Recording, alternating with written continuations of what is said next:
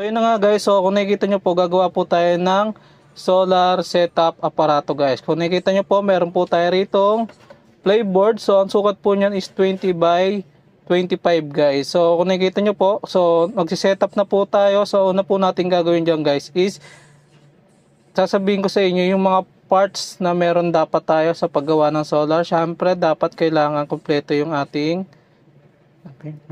so yun na nga guys, so gagawa po tayo ng solar aparato guys. So syempre alamin natin yung mga materyales, tools at parts na gagamitin natin sa pagbuo ng ating solar aparato guys. Syempre ang unahin natin is yung ating inverter guys. So meron po tayong inverter dito na Pato. So 16 watts po siya.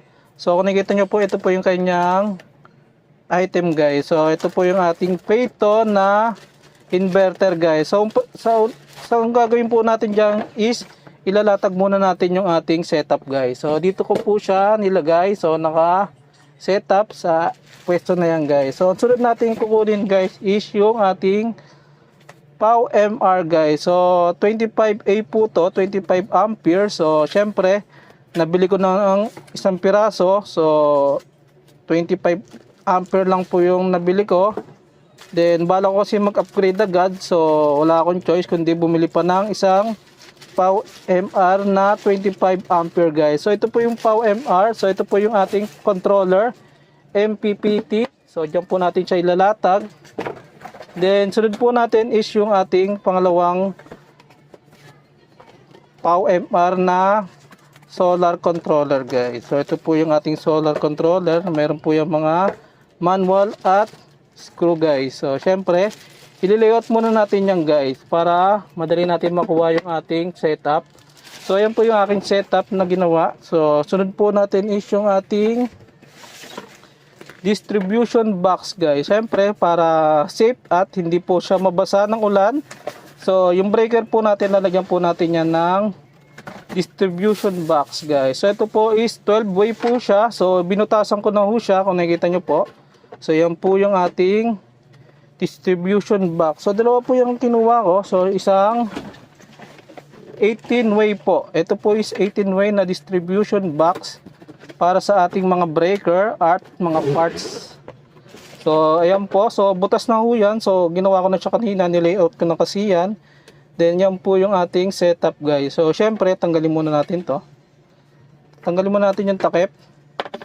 So yan po yung ating main na parts na kailangan natin, yung medyo malalaki. Then isusunod na ho natin yung ating mga breaker guys. So meron po tayong mga breaker dito guys. So ito po yung ating, unahin po muna natin yung ating SPD guys. So ito po yung SPD. So ito yung ating SPD. Ito po is para sa ating solar yan guys. So para hindi po masyadong pumasok sa solar yung mataas na wattage. Then ito yung ating chint na breaker guys. So ito po yung ating chint. So meron po tayo ritong 20 ampere. So lalagay po natin yan dito. So meron tayong 40 ampere guys. So dahil dalawa yung ating controller, so dalawang ganito ang kailangan natin. So kailangan pa po natin ng dalawang chint na 20 tsaka 40 guys. So yung aking ampere dito guys, so medyo mataas na to. So nag-adjust na ako ng ampere para once na nag-upgrade ako is din ako mag-upgrade ng breaker guys. So syempre medyo mataas na to. Dapat to is 16 tsaka 30 lang to para compatible na compatible. So yan po yung aking ginawa is tinasan ko na siya ng onte para di na tayo mag-upgrade sa susunod pa. So meron din tayo ditong chint na 100 ampere guys. So medyo malaki to. So para to sa ating battery tsaka sa ating inverter guys. Dito po yung nakapwesto, naka-align. Then yung kukunin na rin natin yung isa pang SPD guys. So yung SPD natin, ito pa isa. So ito po yung ating SPD dahil dalawa yung ating controller, dalawa yung ating solar panel. So yan po yung ating setup. So ang kailangan pa natin dyan, so para hindi po tayo matakot, syempre kailangan po natin ng parang fire extinguisher. So ito po ay retardant. So meron po tayong 20 grams. So yung 20 grams lalagay ko rito sa maraming breaker. So dito na lang natin i-align. Ayan po yung magsisilbing fire extinguisher ng ating distribution box ng puro breaker guys. Once na may nag-init dyan, so ayan po, pwede po siyang pumutok at maging fire extinguisher. So ito po, dalawa po. As meron din ako 10 grams. Siyempre, itong 10 grams na to, so ilalagay natin yan dito sa kabila guys. So ayan po yung ating setup. So ito po ay retardant guys, fire extinguisher device. So ayan po yung ating setup. So kakailangan din natin ng AC monitor. So itong AC monitor, ito naman yung ating pinaka magbibilang ng kilowatts na nako-consume natin at power. So lagay ho natin dyan. Then kailangan pa po natin ng isa pang breaker guys. So itong breaker naman to is AC naman siya. So 16 ampere naman to. So AC to. So syempre dito sa side na to, ito yung nasa pagkatapos na ng inverter. Kasi paglabas ng inverter niyan is AC na po yan. Ito po lahat is DC guys. So DC to lahat guys. So yan po yung ating solar setup na kailangan. So meron pa po tayong kailangan dyan guys. So ito po naman is yung ating LBD low voltage disconnect guys. So ito po yun naman yung kanyang accessory. So ito naman is optional lang naman kung gusto nyo ilagay. Then sunod natin yung ano ba yung aking SSR40DA guys. So ito po SSR40DA. So sinamahan ko na rin siya ng heatsink para hindi siya masyadong sumobra init. So ito na po. Lagyan na rin natin ng heatsink. So yan po is SSR40 guys. So yan po yung ating setup. Then syempre kakailanganin din natin ng, so yun na nga guys. So ang kailangan pa rin natin dyan is yung ating syempre outlet guys. So ito yung ating outlet. So apat po yan na plug. So yan po yung ating setup. So next po natin is meron pa tayo ritong SPD guys. So SPD na to is para naman to sa AC guys. So syempre once na may pumutok sa ating appliances, so ito muna yung masisira bago yung ating mga breaker. Syempre yan po yung setup na yan.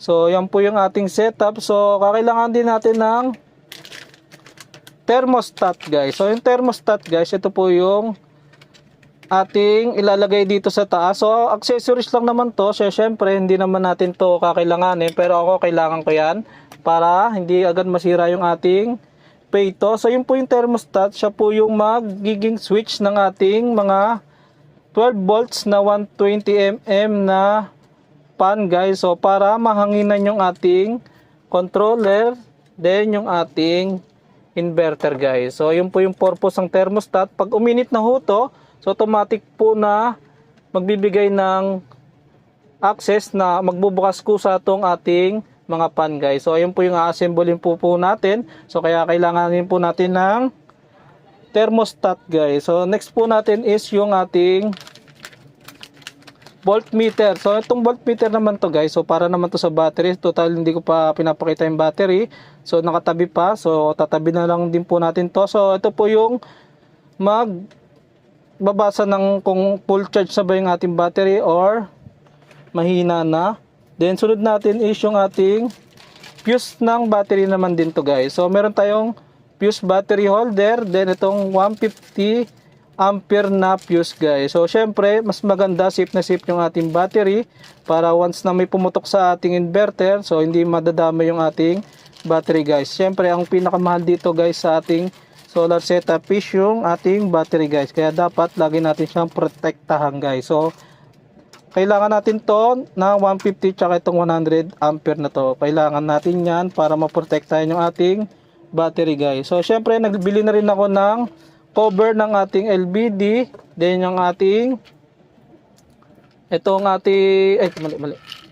ating SSR tsaka LBD guys. So yan po yung ating solar setup na kinakailangan. So ayan na po yung full ng ating parts na kailangan natin sa ating solar aparato.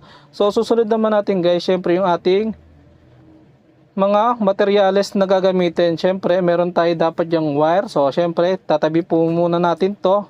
So wag na pala natin itabi. So papakita ko na lang sa inyo yung mga kailangan natin.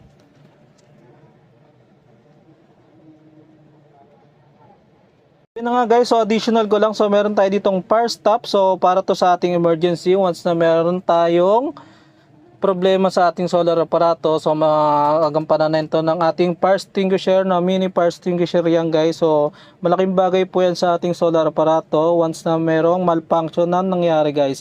So isusunod natin is, sama po natin is yung ating mga materyales na gagamitin guys. Syempre una sa lahat, so dapat meron tayong heat shrink tube guys. So ito po yung ating heat shrink tube. So kailangan din natin to bago tayo mag-umpisa ng setup guys. So yan po yung ating heat shrink tube. Ay, yun nakakabulo. So yan po yung ating ating heat shrink. So sunod naman natin is yung ating terminal guys. So ito naman terminal guys, ito yung nilalagay natin sa mga wire guys. So yan po yan. So hindi na po kayo magkakamali. So yan po. So yan po yung ating setup.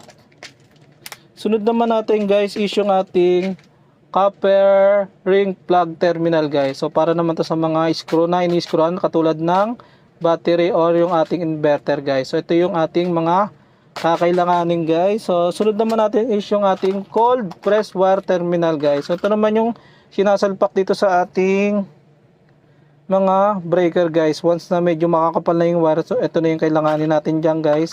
So yan po yung ating setup. Then sunod natin is yung screw. Syempre kailanganin natin ng screw para maidikit yan lahat. So lalo na tong ating distribution box. So kailanganin natin to na 3/4 na screw guys. So yan po yung ating screw. Sunod naman natin syempre kakailangan din natin ng plug guys. So itong plug na to kakailanganin natin to. So kailangan din bumili. So 10 ampere lang po siya. So yan po yung ating wire. So yan, nag-build na po ako, nag-setup na po ako ng mga wire natin guys. So yan po yung mga wire natin, kung nakikita nyo po. Meron na po siyang mga plug tsaka terminal wire guys. So yan po yung ating ginawa to kanina guys. So papakita ko lang sa inyo yung mga wire na kakailanganin natin. So una sa lahat, syempre kakailanganin natin ng iba-ibang klaseng wire, depende sa paggagamitan guys. So meron po tayo ritong etong wire na to guys is 12 AWG. So yan po. So ito po yung ating 12 AWG. Then meron tayong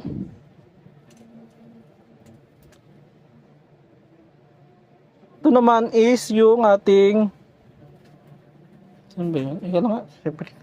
Naman po natin yung ating mga wire na gagamitin. So magkakaiba po yan ng mga wire. So depende sa paglalagyan nyo po guys. So dapat itong una nating gagamitin is yung ating 12 AWG. So manipis lang po siya. So palit na palit ng number. So pakapal ng pakapal yung wire. So yung 12 AWG natin is ito po. So sunod naman po natin is yung 10 AWG guys. 10 AWG. So nilalagay po siya sa controller to breaker guys. So ito po is 10 AWG. So itong 12 AWG natin guys. So madalas to gamitin sa ating load na guys. Sa load po yan nilalagay. So dyan po yan nilalagay sa side na yan. Then sunod naman po natin yung ating 8 AWG. Kung nakikita nyo po, yan po yung size nya. 8 AWG. Ito naman is yung paglabas na ng ating sa controller guys. So papunta rito sa breaker na 40 ampere. So yan po yung setup na yan. Then sunod naman po natin yung ating 6 AWG. So 6 AWG naman, ito naman yung kailangan pagpalabas na sa ating controller guys. So i-connect natin yan sa ating battery or galing sa battery na breaker guys. So yan po yung setup. Yan po yung setup nya. Then ang sunod naman po natin is yung 4 AWG na wire guys. Syempre kailangan natin na makapal guys dahil medyo makapal ang kuryente na kakailanganin natin sa ating payto guys. So yung ating payto guys, so ito po yung mag-translate ng DC to AC guys. So kaya kailangan natin na makapal na wire dahil ito na yung galing sa battery na wire. So diyan po maano yung load natin. So kung gaano kataas yung load natin. So yan po yung ating setup guys. So yan po yung ating kailangan gamitin. Di pwedeng manipis dito sa ating inverter to breaker so battery ha. Kasi kailangan talaga dito is makapal na wire guys. Then, sunod natin dyan is ito nga yung 12 AWG. So, normal load natin sa bahay or load sa kuryente is 12 AWG or 10 guys. So, syempre ako 12 AWG kasi hindi naman ako masyadong malakas sa kuryente. So, ito pwede na po to sa ating peto guys. Kasi once na malakas ang pasok ng kuryente rito, pagdating dito is hihina na yan guys. So, magiging may non-load na lang po yan. So, yun po yung ating diskarte dyan sa ating diagram ng ating peto inverter guys. So yun po yung ating wire na kakailanganin. So yun po yung mga parts na kailangan natin. Syempre di naman po natin yung makakabit kung wala tayong mga tools guys. Susunod naman po natin yung ating mga tools. So syempre una sa lahat yung ating guys, additional na wire lang guys. So, ito po is yung ground wire. So additional ko lang to kasi nakalimutan ko. So itong ground wire guys, ilalagay ito sa ating mga SPD guys. So ito yung ating SPD AC. Ito yung DC SPD. So ito po yung kakailanganin niya para once na merong malakas na kuryente or kumidlat, so ma-absorb siya nito. So papasok siya sa ground. So mapupunta siya sa lupa guys. Ito po yung kakailangan natin para sa ating SPD. So ground wire guys. So dito po siya nilalagay guys. So yan po. So yun na nga guys. So yung gagamitin na po nating mga tools is ipapakita ko na. So itong kailanganin nating tools is kailangan natin ng wire stripper guys. Itong wire stripper nabibili ko lang to sa online. So lahat po yan galing po yung Shopee, Lazada. So meron tayong stripper. So stripper guys, so ito po yung ating pambalat ng ating or pang cut ng wire guys. Sunod naman natin is yung ating crimper guys. Itong naman ating crimper, so ito po yung nilalagay natin once na kailanganin natin ipitin yung ating terminal guys. So ito po yung ginagawa ko diyan, ganyan po. So yan po yung pang crimper ng ating mga terminal para sa ating wire. Syempre kailanganin natin ng pliers. So yung pliers pwede natin itong gamitin dahil makapal yung wire. Ito yung pang ilang ipit ko sa mga terminal guys. So sunod natin syempre kailanganin natin ng screwdriver. Depende sa inyo kung anong itsura. So meron tayo ritong side cutter. So ito po sa maniliit na wire. Ito yung sa ating makakapal na wire. So sunod naman natin is yung ating blower guys. So kailanganin natin itong blower or heater, heat gun. So para maisil tong ating tube na to is ito para masil yung ating shrink tube guys. So para initan siya para mag-fix siya guys na yan. Para tumibay yung ating setup. So yan po yung kailangan natin. So heat gun guys. So heat gun guys. So kailanganin po natin yan.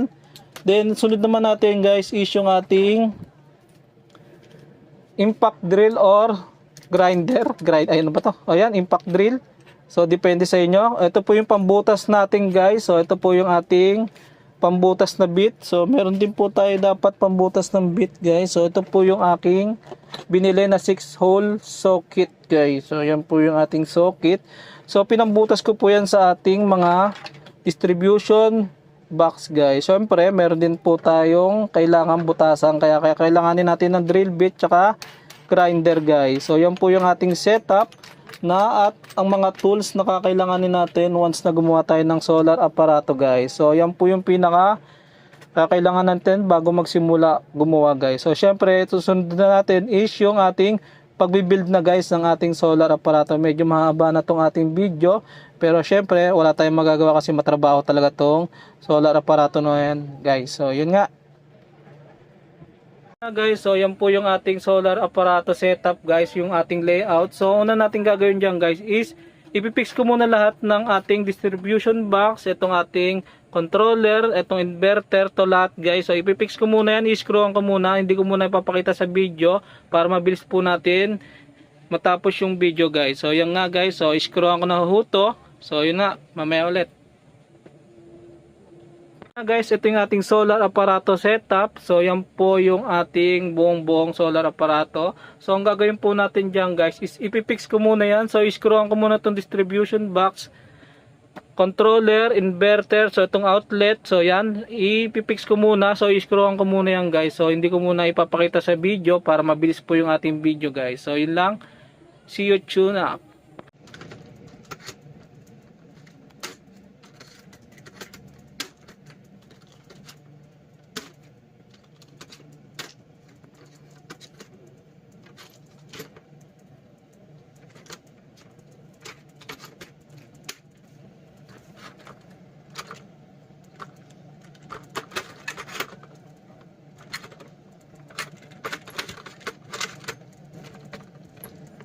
Ang ayaw.